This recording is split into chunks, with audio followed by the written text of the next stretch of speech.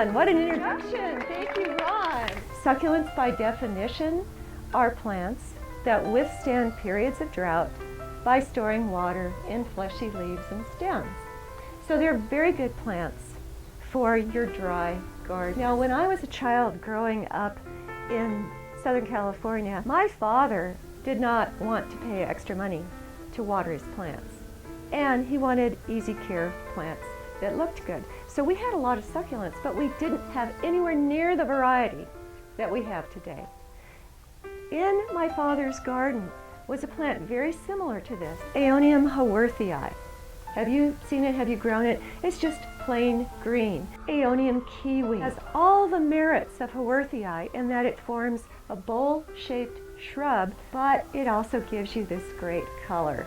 And it's good in projects too, like wreaths. Agave Blue Glow should have been named Red Glow instead of Blue Glow because the edges do glow red. It's a cultivar and it has these wonderful stiff leaves that almost look watercolor brushed, a little bit striated. So it's a terrific small agave for your garden. It does have very pointy tips, so I'm putting it down carefully, but it doesn't get honkin' big like Agave Americana, which is big enough to eat your small children and dogs. It's a great pot plant, and it stays small in the garden too, maybe to 2 feet, 2.5 feet at the most in diameter. This is Aloe brevifolia, the short-leaved aloe, and it stresses to shades of lavender and pink. It's a colony-forming aloe. I have it in my own garden in just regular, lousy garden soil. This might be a hybrid of brevifolia because those of you who grow it know that it has wedge-shaped leaves that are pretty much the equilateral triangles. And this has longer leaves. But this is pretty much what it looks like, and we know there's at least one. So those of you who are keen to have it, I'm putting it up here.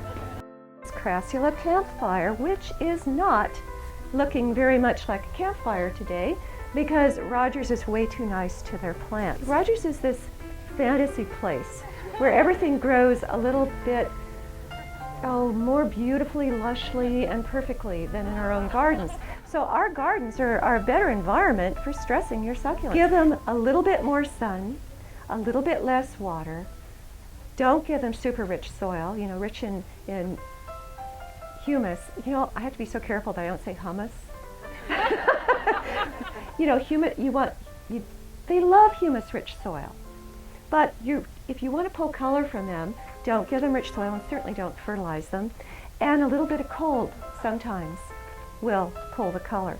So you can just see how this little one over on the end, which maybe hasn't grown as vigorously as the others, is turning more red, isn't it? Okay, so it's a little more stressed than the other plants. I don't have a problem with this plant in its green form. This was probably grown in dappled shade in rich soil with ample water because I love the chartreuse color of it. But after all, the name is Crassula campfire, and that's why we buy it, because it's orange-red when stressed. Euphorbia flanaganii, a medusa-form euphorbia. In the center, it forms this Fibonacci spiral that you see in the center of a sunflower. So anytime you have a circular succulent, you're going to have a great plant for a circular pot. It would look great in an undersea themed composition, wouldn't it? I have this growing in dappled shade in my succulent sitting area underneath my oaks, and it's just spectacular. And isn't that what you want in a sitting area?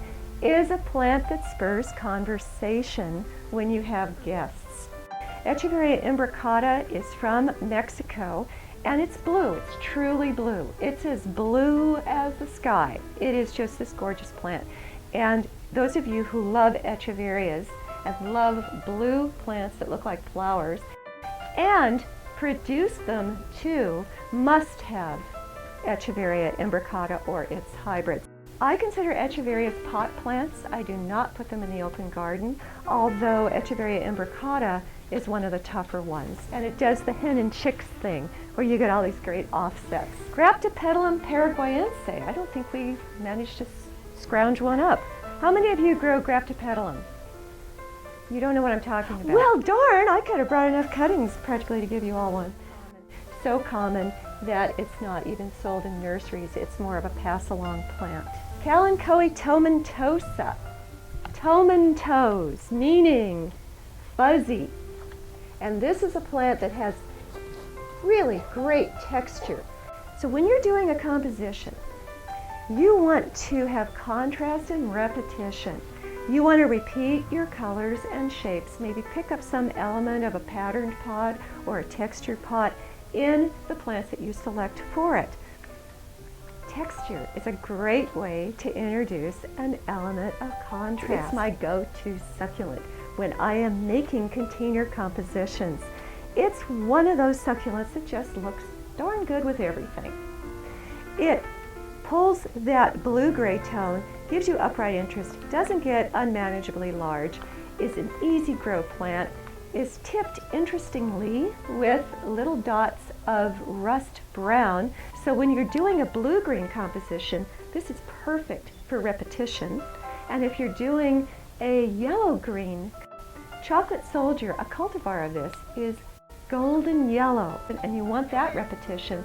Chocolate Soldier sparkles, not a plant for the open garden, okay? Sedum nussbaumerianum. I can usually pronounce it, but generally I can't spell it. Do you see how fine-leaved that sedum is? And how much thicker-leaved this sedum is? This is from Mexico. This is from colder, wetter, more northern climates, possibly Europe. So very different in its cultivation and what it can withstand in the garden. I don't grow this, but I do grow this because I trust plants from Mexico more than I do plants from Northern Europe. But I'd love to try it. In fact, maybe I'll tuck this in my bag and leave with it today without Ron noticing. So anyway, just keep that in mind. The finer leaf the sedum, chances are the more it is from a northern, wetter, colder climate, and it's going to struggle through our hot, dry summers.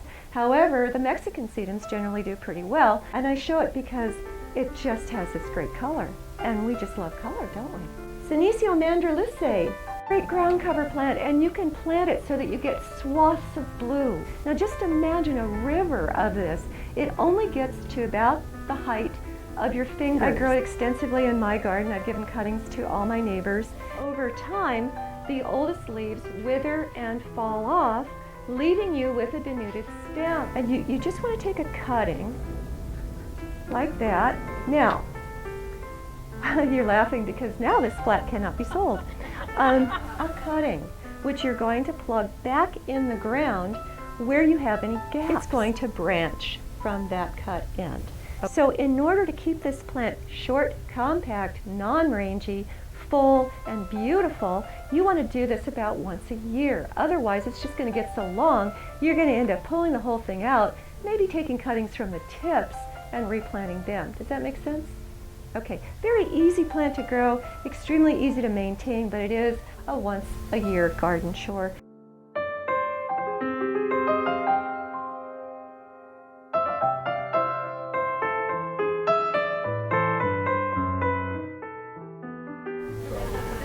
And she will be here a few minutes after to do some signing.